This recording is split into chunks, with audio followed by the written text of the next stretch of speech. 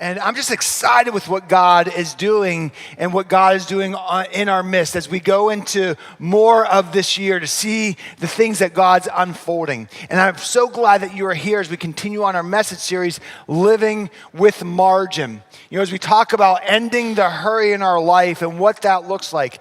Last week, we started this series and we talked a lot about how margin is that space between my load and my limits. What I can really do, what my limits are, and what I keep bringing into my life and saying yes to. And I want to start off today with a question for you to wrestle with. That question is this.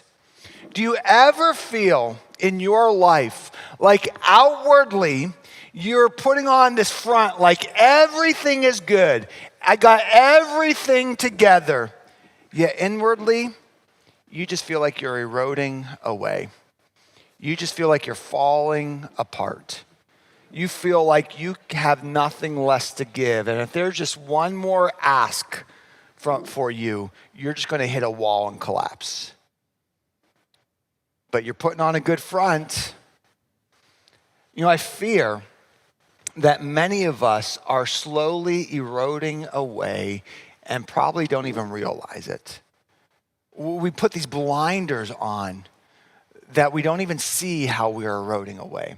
You know, erosion, when you look at geographically in the landscape, it's something that happens over a period of time. It's a slow process. And because it's such a slow process, to the average person, most often, you have no idea what's going on. You don't see it happening. You don't recognize it until destruction hits. Until that hillside collapses, until that house falls down, until the bus falls in the road. Remember that back a few years ago? You know, so often we don't even realize the reality of erosion that's happening all around us till boom, we hit destruction. And my fear is the same is happening within each of us emotionally and spiritually. We're eroding away and we've blinded ourselves from being able to see the true reality of it and the impacts of it in our life and through our life. And it's destroying us. You see, that's what hurry does.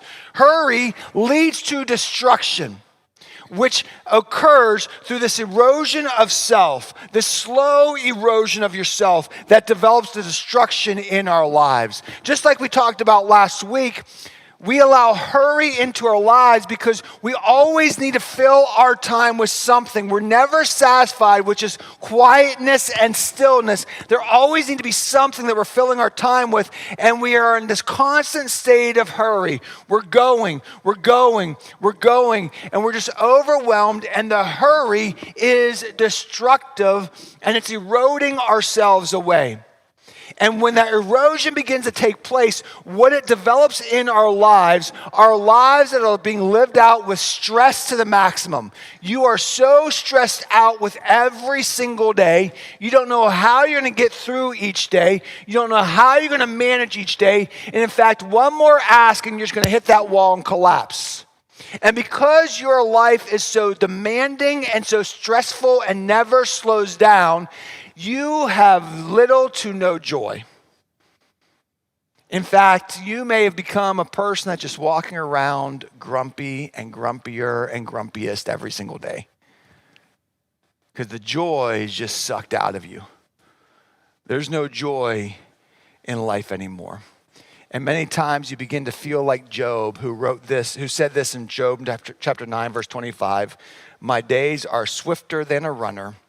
They fly away without a glimpse of joy." Do you feel like that some days? It's like you just kind of went through all of life. You went through the whole day. It's like, boy, this day was a blink and it was just beat down after beat down. And I'm just overwhelmed. You know, we get the old phrase that we like to use from this verse. Maybe you've said it before. The days drag, but the years fly by. You know, you live by that motto so often. You get so swamped with the day, you don't know how to manage each day. You don't know how you're going to get through each day. Then all of a sudden, 20 years down the road, you start to ask yourself, how in the world did I get here and miss all that life? What just happened? In the blink of an eye, I got wrinkles, and I'm old, and my hair's getting gray. And just yesterday, I was going out and playing pickup football. And now that would hurt. And we live by this motto all the time. And my fear is, because we have developed lifestyles that are always hurry, hurry, hurry, go, go, go, we are living so stressful, we're about to break. We have little to no joy in our lives or our relationships. And because the days have become more of a drag than a joy, we become less productive in all aspects of our life. See, that's the slow erosion that takes place. Hurry, hurry, hurry, go, go, go. Overwhelmed with stress, joy depleted. And then before you know it, because you're never stopping, you're never going, you're always chasing something to replace the joy that you lost, and you're just go, go, go. All of a sudden, the days are dragging and long and depressing and awful, and you become less productive. You're less productive in your relationships. You're less productive in your job. You're less productive in the area of finances. And before you know it, you're just overwhelmed in all aspects of your life, and your form of life that we talked about last week is shattered. It's broken. It's written like this in Proverbs 19, verse 2, that says, "Desire without knowledge is not good. How much more will hasty feet miss the way?" You see what the writer of Proverbs was saying there is that when we are constantly on the go, living a life of hurry, we're chasing all of our desires without slowing down, just processing, is that good? Is that wise? Is that best? There's no knowledge that I'm just going and I'm running for the next best thing, and that haste causes me to miss opportunities, miss what God has for me. A couple chapters later in Proverbs 21, it says this: "The plans of the diligent lead to profit, as surely as haste leads to poverty." You see, the life of hurry equals destruction. Slowly and methodically, destruction. You see, the point of all this is that we are rarely at our best when we're always in a state of hurry and we develop our days as a constant drag. We're never at our best. And because we're not at our best and the days become a drag, our joy is stripped away and we just become grumpy people. You don't believe me? Just walk around today. Everybody's grumpy all the time. And this causes us to miss something very crucial. We miss the goodness of God. We miss his best for us. We miss how God promises us that he came to give us life and life more abundantly, yet life is a drag. It's miserable. And you see, here's the problem. The erosion of self restricts us to missing out on what God has for us. We're always in this hurry. We're always in this constant beat down of life, and we're missing the fullness of life that God has for us, that God desires for us. You see, ourselves spiritually and emotionally are just eroding away. And then as you're eroding away and you're stressed and you're beat down, and then life is a drag and there's never seems to be a good day and there's no joy, then you begin to go down this path of wrestling with some life questions. And we all in those moments wrestle with 4 questions. One of these 4 questions. Question 1, is God good? Question 2, is life good? Question 3, am I good? And question 4, are others good? You're always questioning the goodness of God, yourself, or others, or life, because life is so beat down and such a drag, there seems to be nothing good. And if you're wrestling with one of those questions or multiple questions, you may have some blinders on. Like we talked about last week, we talked through a verse, Hebrews chapter 12, that says to get rid of everything that hinders you. You see, here's the problem. We get rid of the sin that so easily entangles us, and that's easy. We can acknowledge that's where I know I'm wrong there. The other half of that verse are the things that entangle us, are usually those blinders in our lives. The blinders in our lives, emotionally and spiritually, that maybe we've inherited because of things that have happened to us, experiences we have had, or maybe just our family dynamics or whatever it may be. And my fear is many of us are living hindered lives because we are entangled emotionally and spiritually. And we don't even realize it anymore. We don't even see what's going on. And when your life is so entangled and full of emotional and spiritual hurts and heartache, it leads to frustrations. It leads to those questions, is God good? I'm having a hard time seeing the goodness of God. Are the other people around me good, or is everybody just kind of there to beat me down? I can't trust anybody. Or what's good with me? Look at all the junk I've done in my life. I can't even see any value for me as a person. Or maybe just life in general is just awful. And then I go back to blaming God because he created everything. And you see what happens? We go down this path of blaming everything else. And it creates blinders for us to see the goodness of God. And so let me ask you a question. Is God the problem? Is God the problem?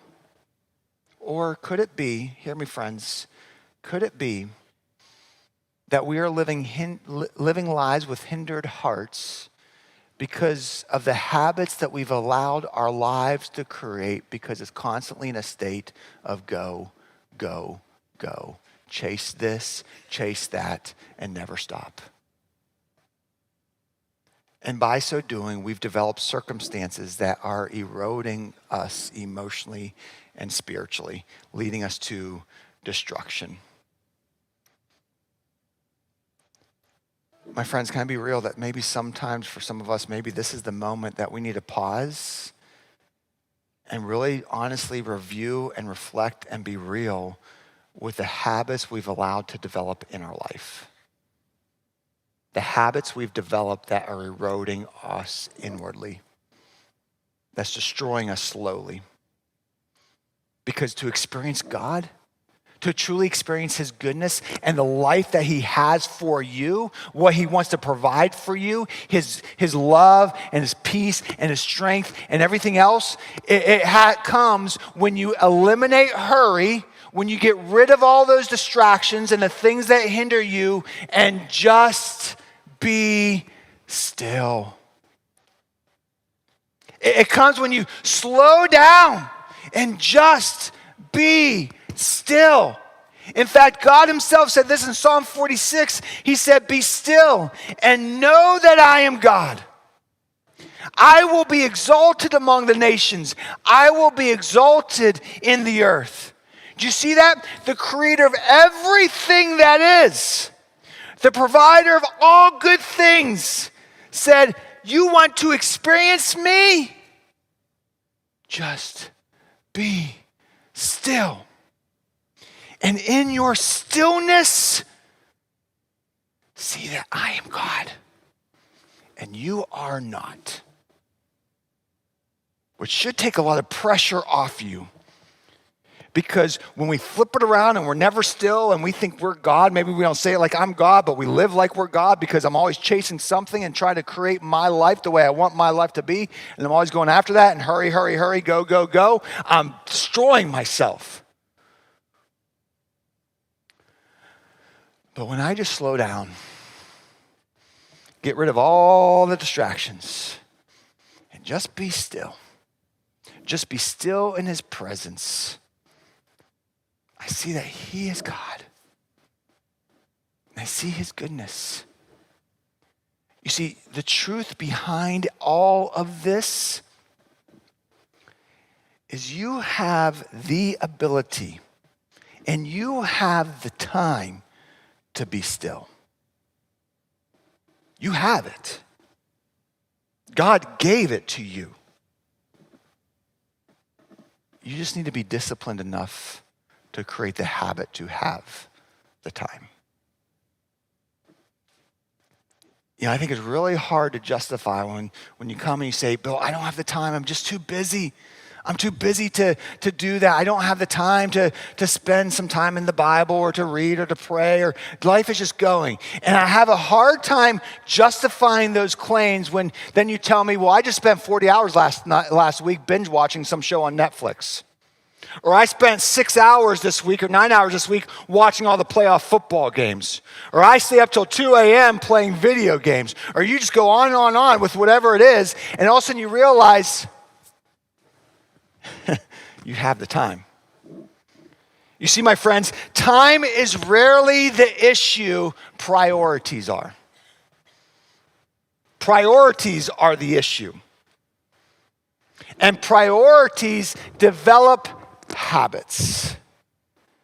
And we all are living with habits in our lives, some healthy and some not so healthy, that are creating hurry in our lives. And God says, will you just put all these distractions away, move away from all things that entangle you, and just be still and know that I am God and you're not.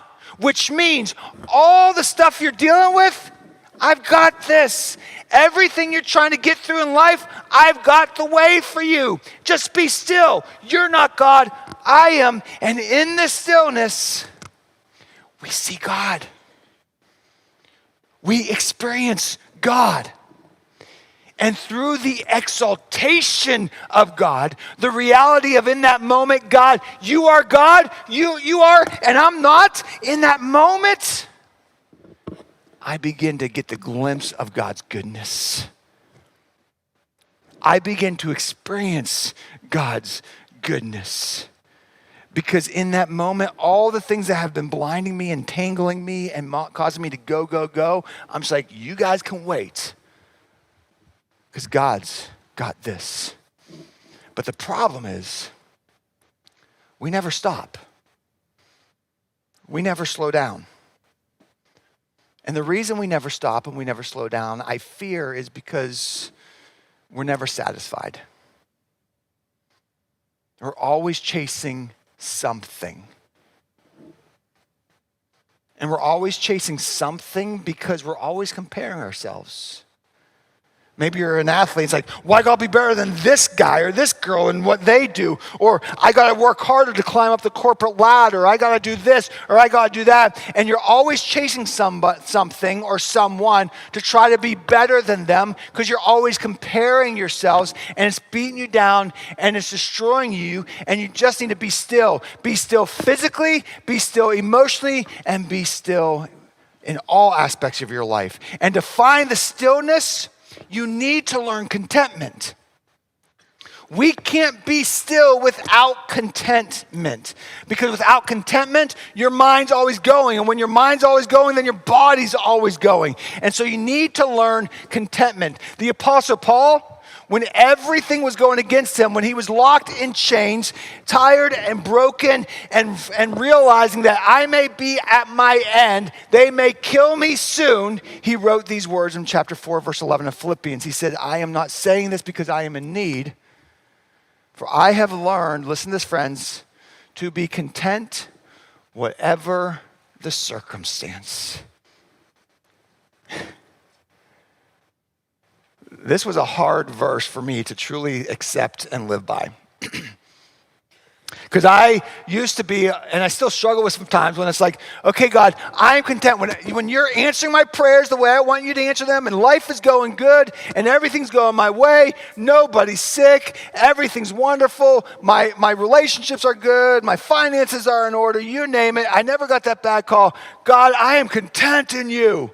But the moment that phone rings and the ball drops and everything seems to be like, oh no, God, where are you? How come you're never there? Are you really good?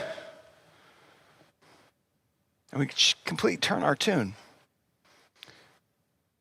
When contentment needs to be learned in all circumstances. Because contentment is not just when things are going your way, but probably more so when things aren't. Contentment is, you know what? I don't have to have all that stuff that everybody else in the world has because I'm content. Because you know why? Because everything I have is because of him and for him. He's got me. And he always will take care of me. And he has what's best in store for me. And my friends, contentment is challenged when you're always comparing yourselves. And you're always chasing for something this world provides rather than chasing God himself, who provides everything for you.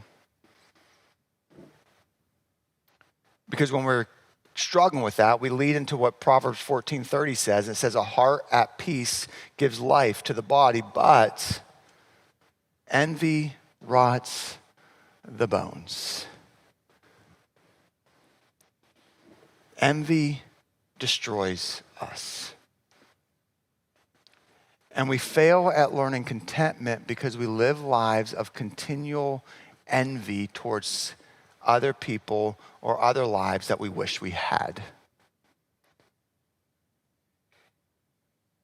And your mind will never be content and you'll never find stillness when you're always chasing something else other than God. And it rots the bones. It's that slow erosion from the inside out. And before you know it, it affects every aspect of your life. And it leads to destruction. We need to find the ability to find peace, contentment, and peace. You see, when you find that ability to find contentment, that God's got this, he's there, he's taking care of me, it develops the heart of peace. And look at that verse. The heart of peace gives life. All circles back around to exactly what Jesus said. He came to give life more abundantly. And that life more abundantly starts by developing good habits. Stop being an envious person and chasing everything else in this world and chase God. Chase the creator of everything that is, that sent his son to die for you, to give his life for you. And in that contentment, there you find peace and there you find life. And I believe that if we went around this whole room, everybody would say a similar thing, that deep down in your heart, you want peace. There's the journey towards it. Stop chasing this world and everything else of this world and start chasing God. That Jesus came to give life more abundantly. And through that we have peace. And peace is found in our trust in God. God, I don't know how tomorrow's going to turn out. I don't know how I'm going to deal with this situation. I don't know how I'm going to provide tomorrow. But I'm just going to trust you. Because you are the same God who walked Moses and all the Hebrew nation into the desert for 40 years and always provided for them. You are the same God that when David was on the run from Saul and all the nation, you took care of him. You are the same God that called Esther to go before the king and risk her life, and you gave her wisdom and discernment and knowledge and protected her. You are the same God who throughout the Bible, time and time again, through your faithfulness, always provided. Your name says that you are Jehovah Jireh, the God who provides. And so I trust you that you will provide for me. Even when I don't know how the circumstances are going to work out, I trust you that you will take care of me. I trust you that you've got this and you've always had me. And I'm done running from you. I'm done living a life of hurry that never has time for you. I want to be still. I want to find contentment in you, that you will always take care of me. And to achieve this contentment, to achieve this space in your life, here's the hard part, guys. We have to learn the power of saying no. Come on, we all wrestle with this. I do. You want to please everybody. You want to look good. You don't want to let anybody down. And so we struggle with saying no. But you'll never find contentment. You'll never find peace. You'll never find the ability to be still and know that he is God if you don't learn this valuable and biblical lesson. The power of no. Look what these verses say. Proverbs 20:25. It says, it is a trap to dedicate something rashly and only consider one's vows. You know, we do it all the time, don't we? We constantly say, you asked me to take this time, or you want me to buy this, whatever it may be. Sure, I'll do that. We don't think it through. We don't process it. We just say yes. And then what happens is we develop traps for ourselves. And I wonder how many of us, or to make it more personal, ask yourself, how many traps have you developed in your life because you have not grown the ability to just say no? You say, yes, you'll do this. All of a sudden, I just lost my whole Saturday and I don't have time with my family now. You said, yes, I'll buy that. Now you're in debt over your head. You say yes to this and everything else. And all of a sudden, you develop traps in your life that you just can't break free from. And it's all because of our own habits that we've developed. There's power in saying no. Titus 2:11-12 puts it this way. For the grace of God has appeared that offers salvation to all people. It teaches us to say no to ungodliness and worldly passions, and to live self-controlled, upright, and godly lives in this present age. That goes back and couples with Hebrews 12.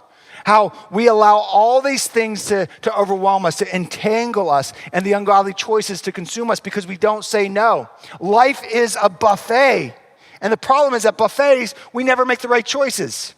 I don't know if you can tell, but I like buffets, okay? And when I go to a buffet, I'm ready to eat. And the problem is this. I go to a buffet, I'm like, okay, salad, green beans, broccoli, no, fried stuff. Let's go. And rarely do we make good choices at the buffet. At the buffet is when we say the diet starts tomorrow. The problem is the world is full of a buffet of choices and opportunities. And we're so overwhelmed with things to chase, we haven't developed disciplines of what to say yes to and what to say no to. And just like what Titus says, we say yes to all the wrong things, whether they are ungodly or they're good but not the best. Either way, they destroy us and they tear us down. And realize this, my friends, whenever you say yes to something, you are always saying no to something else. And so what these verses are saying to us is you cannot be a person that just says, what? Yes to everything.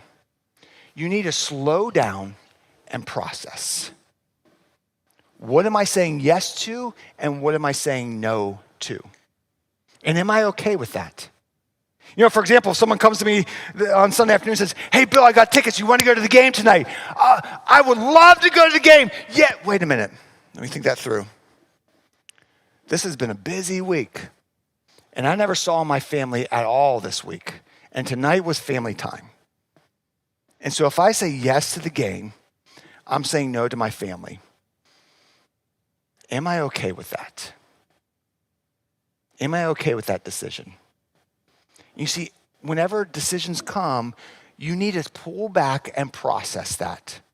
Not just what's right in front of you, but what's not in front of you that you're about to say no to. And are you okay with that? Is that the best for your form? You know, it's like when I go somewhere and there's a salesman in front of me and that says, hey, make this decision now. Well, I want to go time to decide. No, you have to make the decision now or the deal's gone. Then you know what my quick answer is? No. I don't like being put on the spot. So if you're demanding me to be on the spot and I have to make the decision right now or else, then I'm taking the or else and I'm walking. Because when I quickly say yes and I don't think it through, I'm always setting up traps for myself. That's what the Bible says. And I've developed way too many traps in my life because all I do is say, yes, that sounds great, let's go. Oh man, that wasn't the best decision. Now I'm stuck. And we need to live a life that develops the habit of learning the power of saying no to create a healthy, full life. And what do you say yes to? Well, like we talked about last week, if your goal in life is to chase Jesus and be in his presence every single day and become more like him in your life, then you live out the priorities of your form, as we talked about last week, your family, your occupation, relationship with Jesus, and your mission for him. And so my life is developed out of those four categories. There's blocks of time for my family. When I'm at work, I give it my best time and my effort. In my relationship for Jesus, I make sure there's time for that. And there's a mission. And I know that if there's anything that comes my way that interferes with my form, no. Nope, not happening. Not happening. Because everything in my form, my family, my job, my relationship with Jesus, and my mission for Jesus are the priorities. And the crazy thing is, as you develop a disciplined life based upon that, all of a sudden you'll find out, I have more time. So now maybe I can add in some of those other healthy things once I get my form in order. And it all starts by slowing down and finding rest. To be still and know that he is God. Because your strength and your fulfillment in life will be developed by your ability to take your Sabbath. That's the rest. That's the be still and know that he is God. That's all found in your Sabbath. And in the Old Testament, in Exodus 20, God instructed mankind to take the Sabbath, the day of rest. A day of rest, not just physically, not just like I'm going to take a nap, which that may be needed, but full rest, not just physically, but also emotionally. My mind is stopped. My mind is slowed down. My physical self is slowed down. And I am just in his presence, celebrating his goodness, knowing him more, hanging out with him, and just being in his presence. Now in the New Covenant, in the New Testament, what we see is Jesus turned the page. When he died on the cross and rose from the grave, he instituted the new covenant. And no longer is the Sabbath a day, but now it's a person, and his name is Jesus. So from the new covenant on, what we see is our rest is to be regularly in him. That's why Jesus said in Matthew 11, "Come to me, all you who are weary and burdened, and I will give you rest.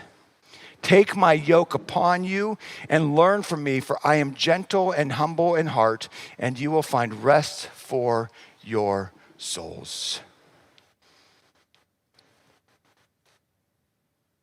So what we see here, biblically speaking, is that you want to find peace of heart and the fullness of life, you need to slow down. You need to slow down and just be in the presence of Jesus himself. In his word. Whether it's a verse, a chapter, or a couple chapters, the point is to make a habit to be in his presence. to let his word speak to you, observe what is going on in what I just read, and how can I apply that to my life? What's God saying to me? And take time to talk to him too. Don't just read a verse like, hey, that was a really cool verse, now let's go on my day. No, that's the hurry. Slow down and be still in his presence. Have that daily encounter and let him guide your life. Find rest in the God who came into this world to die for you and to give life to you, to find life through him. Find contentment by stop being envious about everything else this world seems to give, and stop chasing this world and start chasing him. And make the priority of life around the form of chasing him, which all starts by just regularly being still and be in his presence and know that he is God. And he's got this, and he's got you. He's got you.